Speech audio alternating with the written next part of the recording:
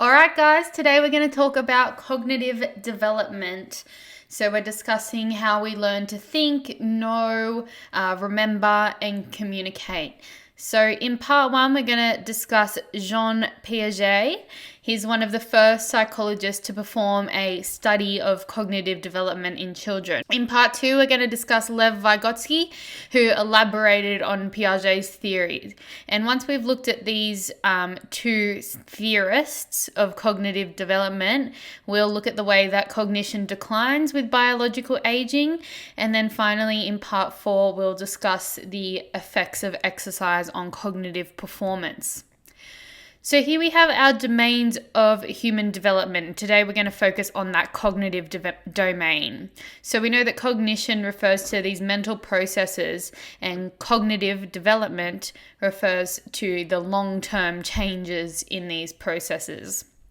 Now, the construction of mental processes occurs from birth through to adolescence to adulthood, and it includes all of those components that we've spoken about before, like thinking, remembering, understanding, problem solving, even decision making.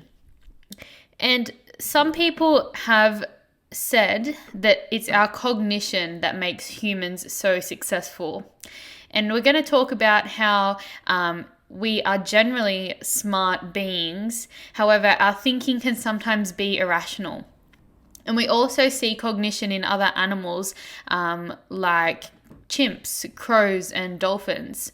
So let's have a look and see how smart you guys really are. And we're going to start off this lecture with this question. Now, it's not a trick question, but I want you guys to think about what kind of animal this is. We're going to come back to this later to discuss how the growth of knowledge works. So we're going to move on for now, but think about what's that animal? Now, there's two main psychologists who aim to explain the growth of knowledge, the growth of cognition. So Piaget and Vygotsky. Now, Piaget outlined the cognitive developmental theory, and more recently, Vygotsky outlined the sociocultural theory of development. Let's have a closer look at Piaget now. So before the work of Piaget, it was a common assumption that children are less competent thinkers than adults. So basically, back in the day, people just thought that kids were smaller, dumber adults. And Piaget devoted his career to studying how humans acquire knowledge and how they use it to adapt to their environment and adapt to their world. The greatest contribution of Piaget was that he showed that young children think in very, very different ways compared to adults. So kids aren't just these smaller adults who aren't as smart. They actually think in completely different ways. And importantly, when we talk about cognitive development, Piaget, he didn't necessarily want to measure how intelligent a child was. He didn't want to measure whether they could spell or count. He was more interested in the way that fundamental concepts like logical thinking, the idea of a number or the idea of time emerged. So before Piaget developed his theory of cognitive development, his job was to administer IQ tests to children. Now, he soon became interested in the wrong answers that children were giving, and he noticed that children of around the same age gave the same kinds of wrong answers. Now, by questioning them to find out how they were thinking about the problems presented to them, he began to realize that it's not that children just simply know less than adults. It's that they think in a different way. So eventually Piaget created this theory to account for the changes in thinking from infancy to adolescence, and that explains how a child constructs a mental model of the world and how they construct their cognitive processes. So there's three key components to Piaget's cognitive developmental theory. Those are schemas, the adaptation process, and the stages of cognitive development. Now, it's the interaction of these components that lead to the growth of knowledge. So let's have a look at schemas. Now, a schema is like a category or a basic structure that we use to organize information.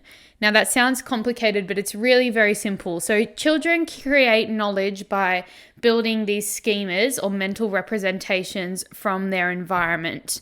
And throughout the lifespan, we use these schemas that we've created and stored to understand the world and new events. So you can think about a schema as like an organizational folder in the brain that can be applied when we need it. So let's have a look at an example. So we might have these two schemas stored in our brain. We've got one folder for cars, one folder for trucks. So when we see an object, we could recognize it as a car because we have a schema for what a car looks like. And the same goes for trucks. We've all learnt the difference between cars and trucks in our life, so we can easily recognize which is which. So here we have one object. Looking at that object, we see it's got 4 wheels. It's pretty low to the ground, 4 doors. It's got some headlights at the front, and we recognize that is a car. So that goes in our car schema. Then we have this object here. Now it's much bigger. It's got a big metal tray on the back. It must be a truck. So it's like these folders, and we keep a folder for everything that we know. So we would have millions or billions of these folders. And the schema is why you guys would have recognized that animal as a dog. However, you've never seen this animal before. This dog, it's the rarest dog in the world, the Norwegian Lundhound. So how come, if you've never seen this animal before, you knew it was a dog? And that's because you recognize the features of a dog that you have stored in your schema of a dog. You saw it had these 4 legs, it was furry, it had a tail, had a wet nose, and therefore it must be a dog. So your schema also allows you to recognize which of these are sausage dogs and which of these are bagels. Whereas a child with a less developed schemata would struggle to tell the difference because the features look the same. Now, the adaptation process. So Piaget viewed intellectual growth as a process of adaptation to the world, and it happens through a few different stages. So assimilation. Assimilation is using an existing schema to deal with an unfamiliar object or situation. For example, a child might see a certain type of animal for the first time. They probably will get confused and think that it's a different animal or confuse it with an animal that looks similar. Let's have a look at this short, funny example. Look at all those chickens. So the child has tried to use their existing schema for a chicken to deal with the unfamiliar ducks. The child saw the animal covered in feathers with a beak, walking around on 2 legs, and it recognized it as the same thing. So this is the process of assimilation, trying to use the schema of a chicken to deal with the new duck.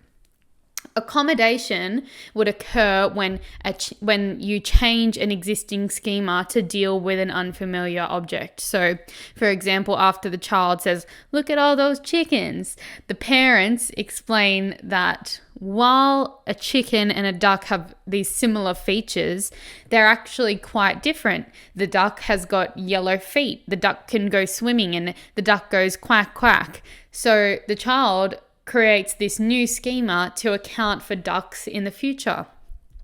And this process and new understanding of what a duck is results in equilibrium. So it's balance that's been restored by mastering a new object. And then the whole process starts over again when the kid sees a turkey for the first time. All right, so now we're looking at the stages of cognitive development. Okay, so Piaget proposed that cognition and mental processes develop through 4 distinct stages from birth through to the end of adolescence.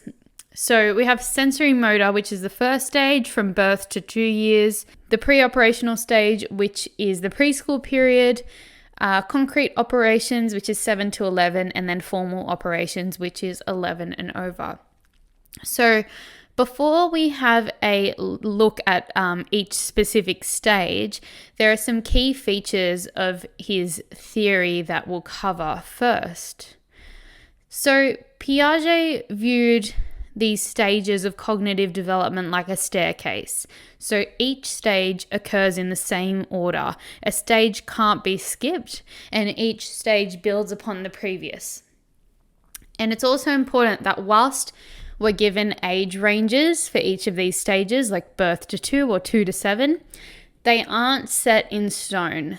So there are individual differences, or there's variability in the rate of children's cognitive process. All right, so let's have a look at that sensory motor stage. So this is the first stage from birth to 2 years. And in this stage, infants use their senses, so their sense of taste, sense of smell, sense of sight and hearing, and also their motor actions. So motor actions just mean movement, to explore and understand the world. Now, during this stage, Piaget described the key process being the development of object permanence. By the end of this stage, they will have mastered object permanence. And it's the understanding that an object still exists even if it's hidden. If a child hasn't mastered object permanence yet, it might explain why they're so amazed when you play peekaboo with them, because they think when you cover your face, you've actually disappeared.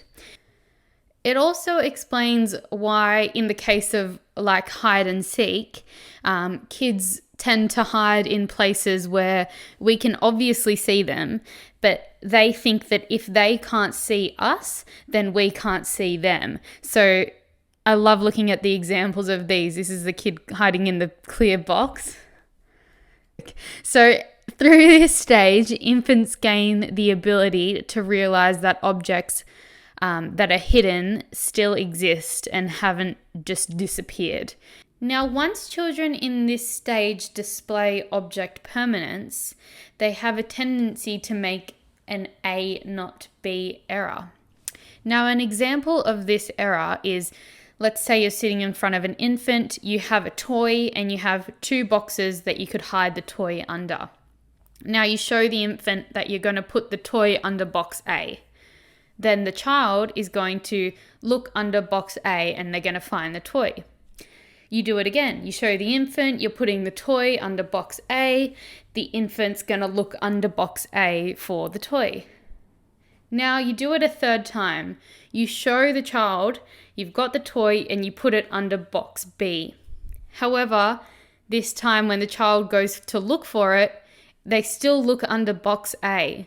So even though they've seen you put it under the other box, infants have this tendency to search for hidden objects in the last place that they found it, rather than in its new hiding place. Now, normally infants will begin to search the correct location by the time they reach the age of 1. Okay, now on to the pre-operational stage, which is 2 to 7 years. Now, during this stage, thinking is egocentric. That's one of the main features of this stage. And it's the tendency to view the world from your own perspective and to fail to recognize that others might have different points of view. For example, we've got 2 brothers here. We've got Jack, who's older, and Sam, who's in the pre-operational stage. So I'm going to ask Sam, "Hey Sam, do you have a brother?" He's going to say, "Yes, I have an older brother. His name's Jack." Now, if I asked Sam a different question, if I asked Sam, "Hey Sam, does Jack have a brother?" He would say something like, "I don't think so." So it shows that they have trouble understanding the situation or the viewpoint of others. Now, children in this pre-operational stage also have this lack of conservation. So it's another key feature of the pre-operational stage. It means that children in this stage can't think logically about situations and they fail these conservation tasks. So a classic conservation task is you have the same amount of water in 2 cups, but in 1 cup it looks like there's more because it's a taller, skinnier cup compared to a shorter, fatter cup. And they can't understand that it's the same amount of liquid. So let's have a look at this kid attempting some conservation tasks. And I want you guys to pay attention to the reasons that he gives for his answers. I'm going to pour blue water into each of these cups, and you're going to have to tell me when they have the same amount, okay?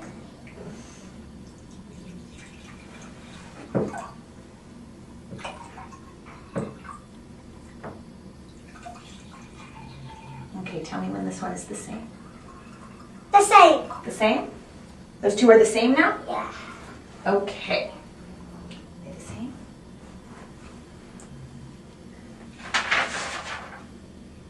Good? The way they're the same. Good. Okay, now watch this. We're going to take the blue water from this glass, and we're going to pour it into this glass. Now, does this glass have more water? Does this glass have more water, or are they the same?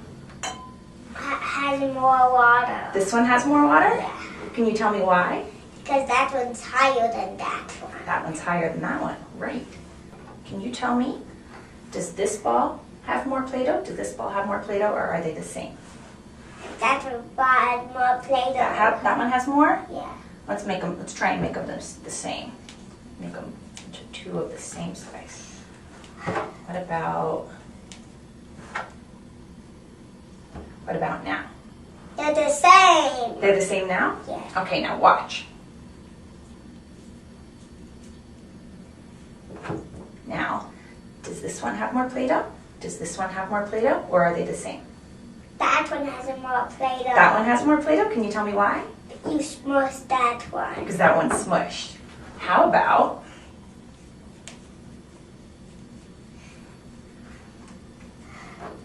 now? Does this one have more Play-Doh? Does this one have more Play-Doh, or are they the same? The same. Now they're the same. Why are they the same? You roll that one back up. Okay, great.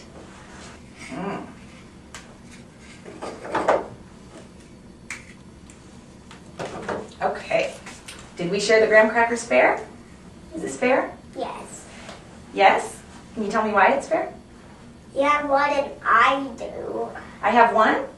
You have 2 and I have 1. Is that fair? No. No? How about now? Now that's fair.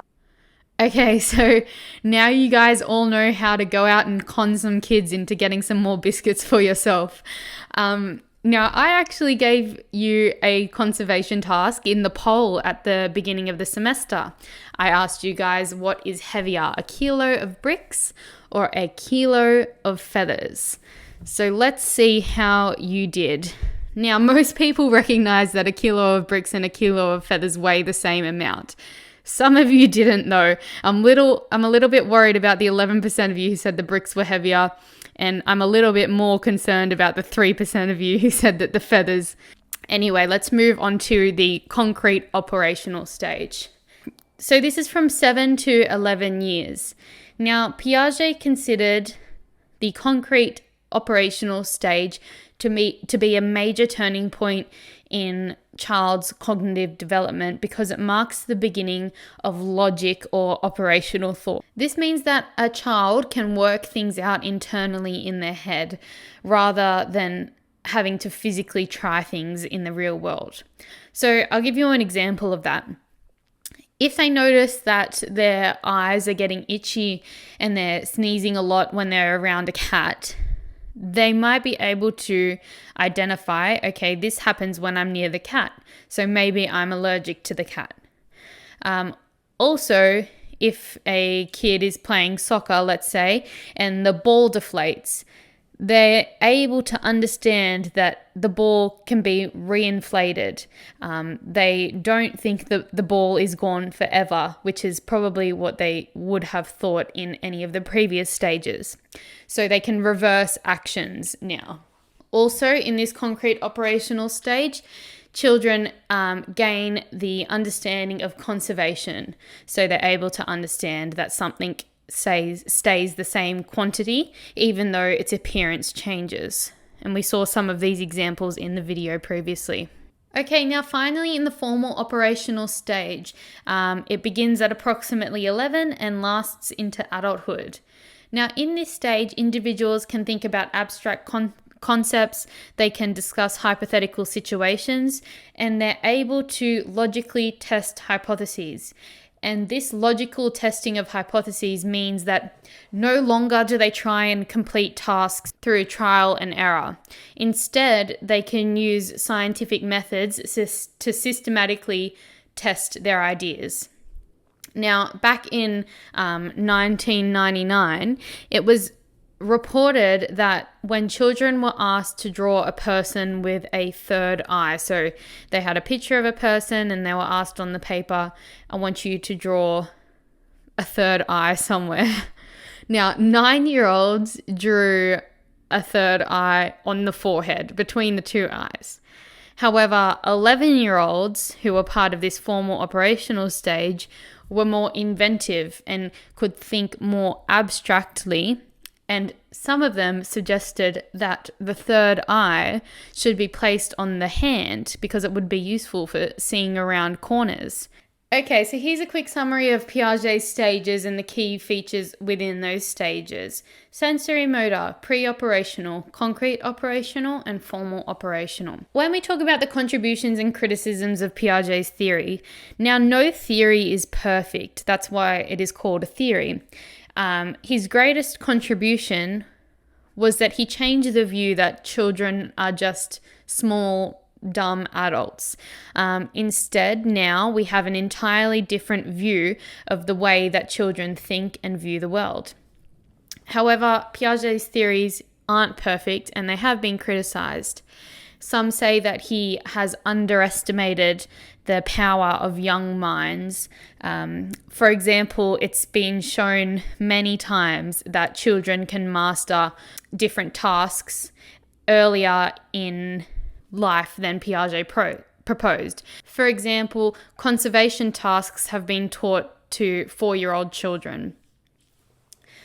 Now, many studies have demonstrated that specific training experiences, mostly teaching, can speed a child's progress through these stages.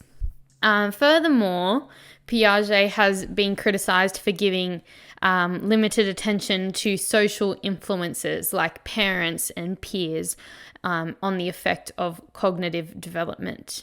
So, because of that lack of attention that Piaget gave to social and cultural influences, there's been more recent work done to enhance the understanding of how these social influences affect development. So Lev Vygotsky developed the sociocultural theory of development, and that theory emphasizes the role of the social and cultural contexts and how they influence cognitive development. Like Piaget, Vygotsky also believed that children were active in their development. However, Piaget tended to see children as independent learners, whereas Vygotsky saw children as social beings who develop their mind and their cognition through interaction with others. Now, Vygotsky actually died really young. He was 38. So some of his theories aren't well developed, but there's a lot that we can take out of what he did manage to get done. So he believed that children would acquire ways of thinking and believing by interacting with parents, peers, teachers, and others. So culture and social factors and interaction with others play an important role in development. Now, the environment in which children grow up in will influence how they think and what they think about. This sort of contradicts what Piaget's view was, and that was that there's these universal stages of development. We've got the 4 stages, and they occur across the lifespan in this particular order. Now, Vygotsky rather assumed that cognitive development varies across cultures, whereas Piaget thought that his 4 steps were universal across cultures. Now, Vygotsky's theory has 2 main features. It's got the more knowledgeable other and the zone of proximal development. Now, Vygotsky states that cognitive development comes from social interactions and guided learning experiences with a more knowledgeable other within the zone of proximal development. So they're both very related. Now, Piaget maintains that cognitive development comes from independent learning explorations where children construct knowledge of their own. So let's have a look at the more knowledgeable other. It's somewhat self-explanatory. It's someone with a better understanding of a topic than you.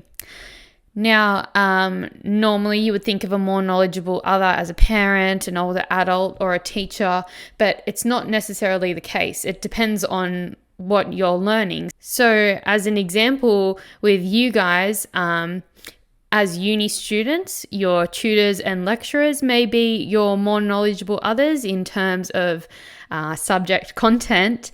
However, if I wanted to learn how to make a TikTok, you guys would be my more knowledgeable others.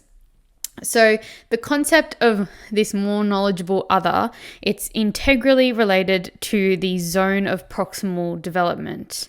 So here is how Vygotsky viewed child's learning. So in the middle, in that orange, this is a diagram of the zone of proximal development. So in the orange is what you can learn on your own without help through self-discovery. In the yellow is the zone of proximal development, and it includes all of the things that I can learn with help from my more knowledgeable other or with help from technology and tools. And then further from that is the knowledge that is beyond my reach. And Vygotsky believed that children should be taught new concepts in the zone of proximal development. He generally said that appropriate assistance will give the learner a boost to achieve whatever task they're trying to achieve. And there's been some solid evidence for the existence of this zone of proximal development. So there was a group of researchers that did a study where children had to decide which items of furniture should be placed in particular areas of a dollhouse. For example, like the kettle would go in the kitchen and the bed would go in the bedroom. So some children were allowed to play with their mother in a similar situation before they attempted the task alone. So they had that work in the zone of proximal development. So they did some practice with their mum who helped them, and then they had to attempt it on their own. While there was another group of children who were only allowed to work on it by themselves. And that sort of is reflective of Piaget's discovery learning. So you're an individual person who has to go through this self-discovery and figure things out yourself, basically. And what these researchers found was that those children who had previously had help from their mother showed the greatest improvement, even when they did it alone, compared to those who did not have any help. And it seems quite logical, but that's the key difference between Vygotsky and Piaget's theories. So the conclusion of that study was that guided learning within this zone of proximal development can lead to a greater understanding or a greater performance compared to working alone. So if we have a look at these classrooms, which one do you think reflects Piaget's theories and which one reflects Vygotsky's theories? So you've got the picture The first picture, which is kids generally working on their own tasks, and then the second picture where kids are collaboratively working with the teacher. And you probably guessed that this one was Piaget and this one was Vygotsky. So Piaget's classroom, if we were to design a classroom based purely on Piaget's theories, would most likely have children engaged in independent exploration and self-discovery. Now, Piaget believed that if you teach a child something, like if a teacher teaches a child something, you take away their chance of ever discovering it for themselves. Whereas Vygotsky's classroom would include collaboration with teachers and peers, where the teacher, who is the more knowledgeable other, can provide just enough assistance to allow the children to solve a new problem. And here are their theories really summed up. So Piaget saying if you teach a child something, then they'll never be able to discover it for themselves. And Vygotsky saying that with assistance, you'll be able to learn more. So you might see different practices of this all throughout life.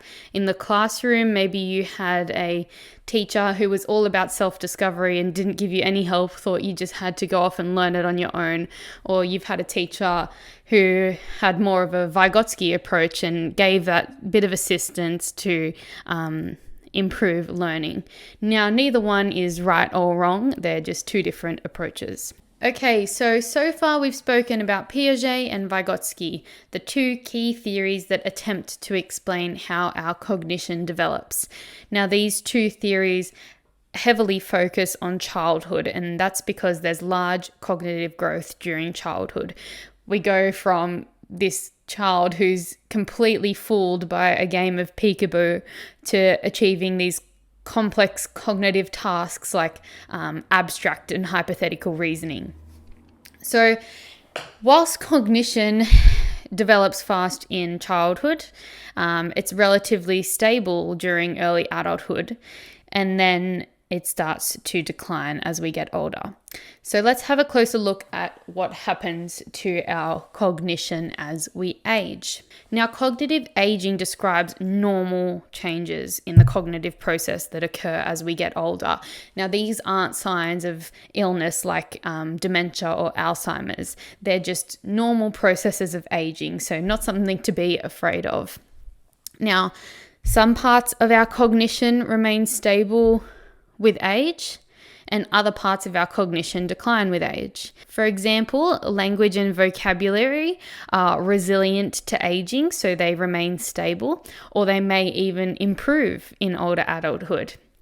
Now, the most common declines in cognition with age include processing speed, attention, and memory. There's also some variability among the rate of decline in older adults. So just because your parents don't have a good memory at 65 doesn't mean that you won't have a good memory at 65. Declines in cognition can occur at any time and are due to a variety of factors. So let's have a closer look at those variables that decline with age. Now, our first one we'll talk about is processing speed. And processing speed is the speed that it takes from the time that receptive information enters the brain until an action is expressed. So, as an example of processing speed, say you're driving in your car and you look up and you notice you're about to ram up the back of someone in the traffic, so you push on the brakes. Now, that's an example of processing speed. The receptive language was the visual of, oh shit, I'm going to hit that car. And then the expressive language was the slamming down on the brakes to avoid a crash. Now, small declines in processing speed actually begin pretty early, around the age of 30. However, they're probably not very noticeable then. But these continue to progressively decline throughout the lifespan. And the decline in processing speed, the sort of slowing of reception and action, can have implications across a variety of cognitive domains. All right, attention is the next variable that tends to decline with age. So both selective and divided attention show large declines with age. Now, selective attention is the ability to focus on specific information in the environment while ignoring irrelevant information. So let's say your nan is driving a car. She's driving the car, and on the side of the street, there's someone walking their really cute dog. And she might find herself focusing too much on the cute dog instead of focusing on driving the car. Now, divided attention. So divided attention is important for completing multiple tasks. So you're doing 2 or more things at once. And an example of that is you might be having a conversation with someone in your car whilst you're trying to drive as well. And both of those show large declines with age. So if you ever see your nan pulling out of the driveway, having a conversation with a passenger whilst the person's walking their cute dog on the side of the street, you better get out of the way. All right, now one of the most common cognitive complaints among older adults is a change in memory. Now, there's 2 umbrellas of memory. There's explicit memory and implicit memory. Now, explicit memory, it's the conscious recall of facts and events. For example, it's recalling personally experienced events that occurred at a specific time and place, like trying to remember where and when your honeymoon was. And this declines with age. Now, episodic memory, which is a type of explicit memory, shows lifelong declines. So you have a decline in your episodic memory right now. An example of that is you can't remember every day back when you were in kindergarten. While semantic memory, which includes learned practical knowledge, shows late life declines.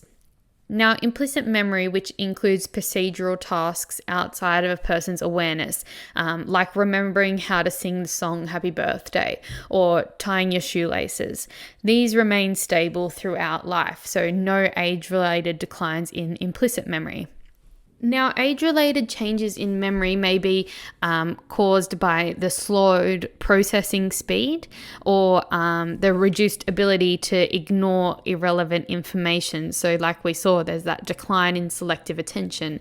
It means that if you're having an important conversation with your grandpa, he's focusing on too many things and therefore he cannot remember the important message in your conversation. A decline in memory can also be related to a decreased use of strategies to improve learning and memory. And we're going to discuss some of these strategies now. So this slide outlines some of the activities that have been associated with high cognitive functioning in older adults.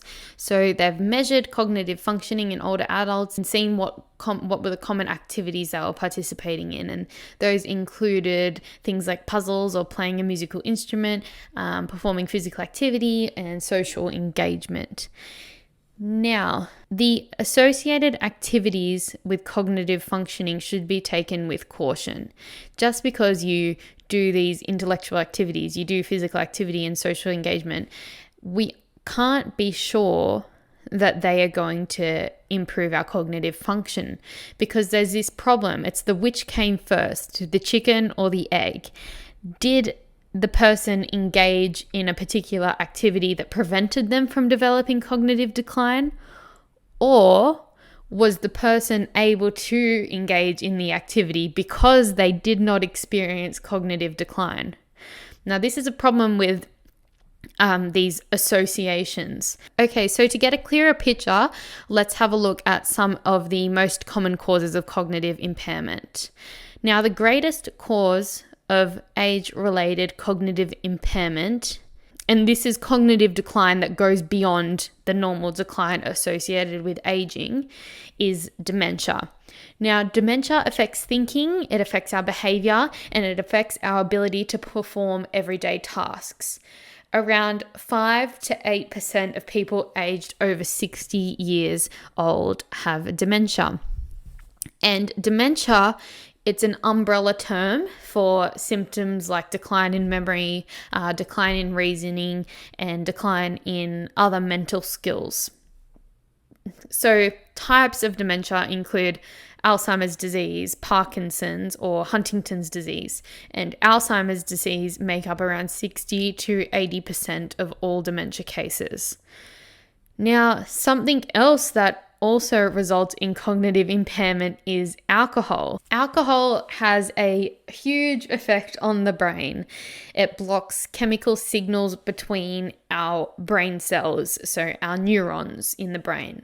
And that leads to impulsive behavior, slurred speech, poor memory, and slowed reflexes.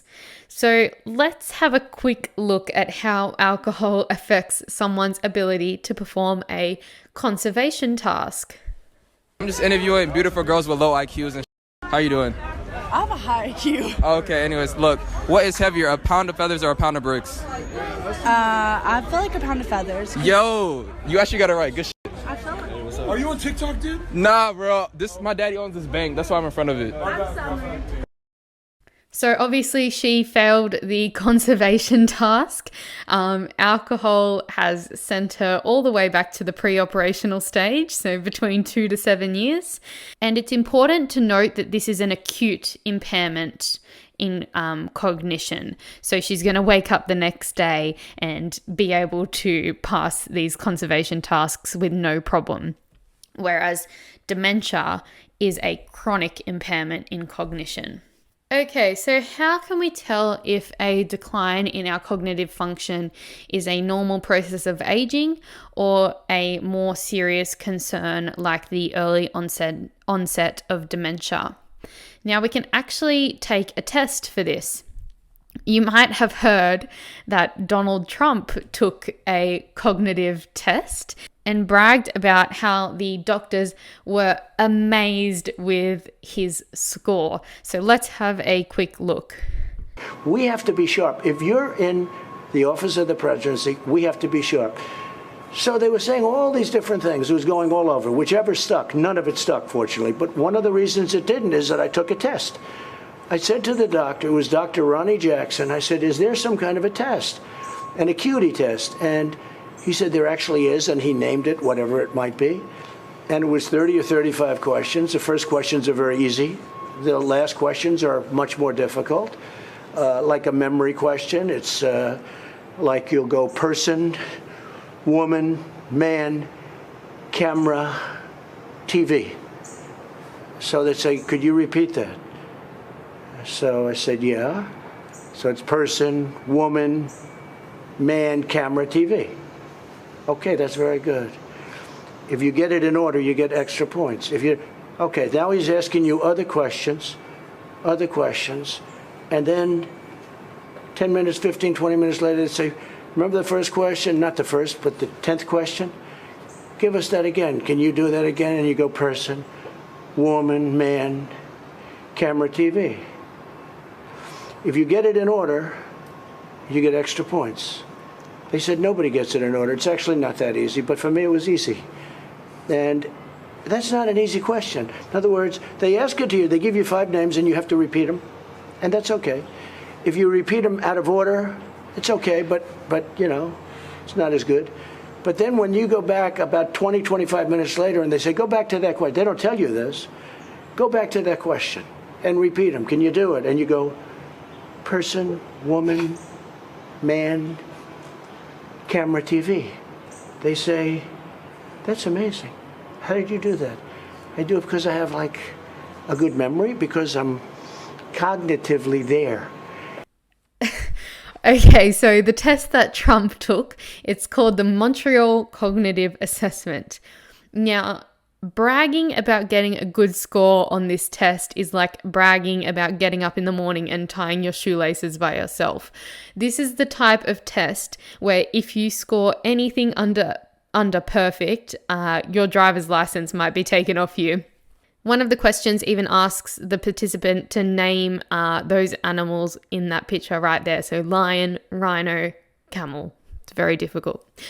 So I'm not sure what Trump was bragging about, but to me it seems as though he thought he had aced an IQ test. So what's the difference between a cognitive assessment and an IQ test? Now, they're completely different. Cognitive abilities are brain-based skills and mental processes. They have more to do with how you learn, how you remember and pay attention, rather than the actual knowledge that you have acquired throughout your life. Now, IQ tests are designed to measure your general ability to solve problems and understand concepts. So for the most part, adult IQ tests don't significantly increase over time. However, there is evidence that by maintaining an intellectually stimulating environment, like learning new skills, socializing, solving problems, crosswords, Sudoku, that kind of thing, all boosts cognitive ability. So it's sort of similar to how exercise can boost our physical fitness. Mental stimulation can boost our cognitive ability. All right, so some of the key points for part 3 of this lecture. Now, normal aging is associated with a decline in things like processing speed, attention, and some types of memory. Procedural memory and vocabulary remain stable and can even increase with age. And it's possible that participation in some activities can reduce the risk of cognitive decline. Okay, so we're on to part 4 now, and we're going to look at some of the research that has examined the relationship between physical activity, exercise, and cognition. Now, let's have a look firstly in childhood. There was a study by Sibley, and this study, it's called a meta-analysis. And a meta-analysis is a study where the researchers collect all of the previous studies that have been done on a certain topic. They combine all of these study results together and look at the overall findings of many different studies. So, Sibley did a study to determine whether there was a positive relationship between physical activity and cognition in school-aged children. And they did find a positive relationship between physical activity and IQ, academic achievement, and scores in verbal and mathematics tests. However, they interestingly found that the beneficial effect was stronger for younger children, so children aged 4 to 11 years compared to adolescents or those aged 14 to 18 years. Now, these findings suggest that although physical activity might be beneficial at all stages of life, early intervention might be important for the improvement or maintenance of cognitive health and cognitive function throughout the lifespan. Now, actually, very interestingly, back in the early 2000s in the US, the government put this increased importance on standardized testing in schools. So many schools in the US decided they would reduce or eliminate PE or physical education classes in an attempt to increase the students' academic performance. So there was this increased pressure by the government to go well in these standardized tests. So the schools decided, okay, we need to go well in these tests. Let's get rid of PE and let's just make those kids learn more. However, there's no evidence to suggest that the elimination of PE or non-academic programs is related to higher academic achievement. So there's no studies that say by getting rid of PE and increasing academic learning time that we're going to see increases in academic achievement. In fact, there's actually evidence that suggests otherwise. So, in 2003, a group of researchers found that a higher aerobic capacity is correlated with higher mathematics achievement and higher reading achievement. And you can see that on the correlation plots here. So as aerobic capacity increases, so too does reading and mathematics achievement. However, in this case as well, we need to consider that same chicken or the egg problem. Does exercise make people intelligent, or do intelligent people just do more exercise? Collectively, these findings indicate that at the very least, time spent doing physical activity programs like PE doesn't hinder academic performance. So spending that time in PE isn't going to make your grades drop. And in fact, it might improve performance, as we can see on these correlation plots here. So given the positive health benefits that are derived from physical activity, so not only the possible improvements in cognition, but also the physical and health benefits of activity, these findings support PE as an important component of children's health and well-being. And it's definitely hard to find a school in Australia now where they'd be willing to get rid of PE in order to increase their academic scores. Now, in terms of older adulthood, to measure the effects of physical activity on cognition in older people, researchers generally enroll healthy but sedentary adults between maybe 60 to 80 years old and ask them to participate in an exercise regime over several months or years. So cognitive assessments are undertaken before and after the intervention. And the question that researchers have is whether individuals who participate in a training regime show larger gains in cognition compared to those in a control group who don't do any specified exercise over the length of the study. Now, this Hawkins study found that when older adults who were required to perform 10 weeks of pool-based aerobic exercise, they showed a significant improvement in divided attention tasks compared to those who didn't perform any exercise over 10 weeks. So there's some evidence there to suggest that exercise interventions can improve cognitive performance in older adulthood. Now, there's another meta-analysis that examines the effect of exercise and cognitive functioning, this time in older adults. And what they found was that physical activity appears to have significant benefits on cognitive variables. You can see that in this graph, the exercise group, the red bars, outperform the control group in all of those 4 variables. And the greatest effect of exercise can be seen in executive functioning. Now, executive functioning includes things like scheduling, planning, multitasking, dealing with ambiguity.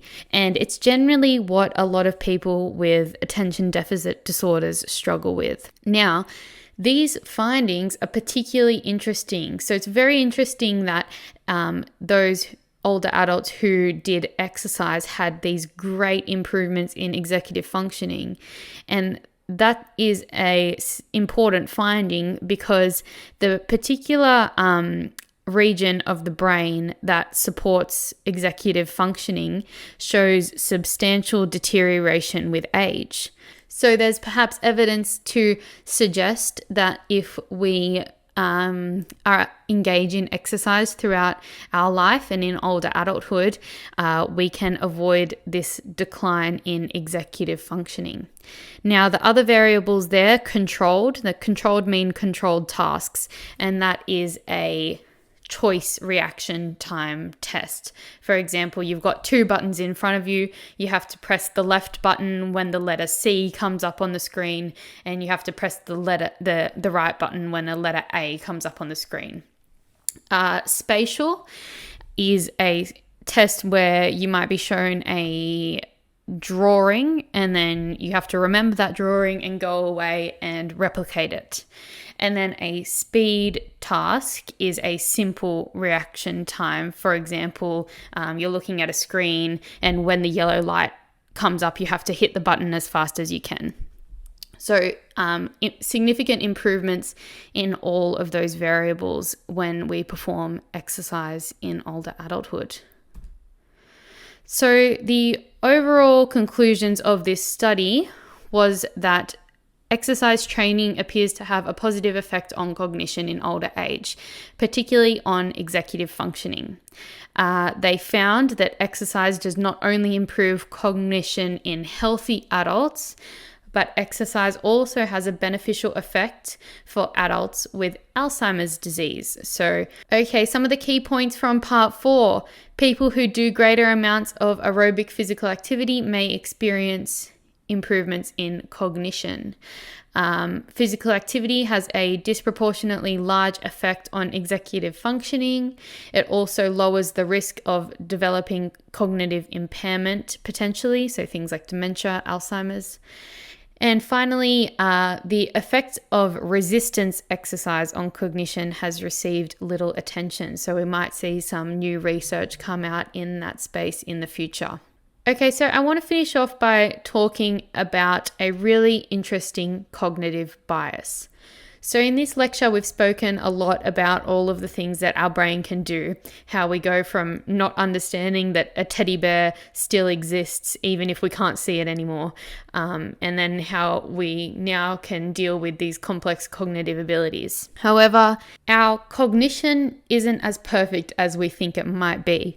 Our mind does play tricks on us, and these tricks are called cognitive biases. Now, there are many different cognitive biases, and they're all errors in the ways of thinking it's like they're hardwired into the human brain. Now, we can try to overcome them, but if we aren't aware of them, it's likely that we'll go through life not knowing that our mind is playing these tricks on us. And the one cognitive bias that I want to talk about is the attribution bias. It's a really interesting psychological phenomenon. So it's been scientifically proven that we are more likely to attribute good things that happen to us to internal causes and bad things to external causes. So if I make a soccer goal, it's because of my skill. But if I miss the goal, it's because of I'm not wearing my favorite shoes, or the wind was blowing in the wrong direction, or something like that. But the most interesting thing about attribution bias is that it's totally reversed when we're looking at other people. So when we see good things happen to other people, we attribute them to external causes. And when we see bad things happen, we attribute them to internal causes. So if I see someone else make a soccer goal or get a job promotion even, I'll say, oh, it's luck. But if they miss the goal, we'll say, oh, they choked, they can't handle the pressure, they're not good enough. Another good example is that if you go bad in this subject, it's because you had a bad teacher. But if you go really well in this subject, it's because you're just talented.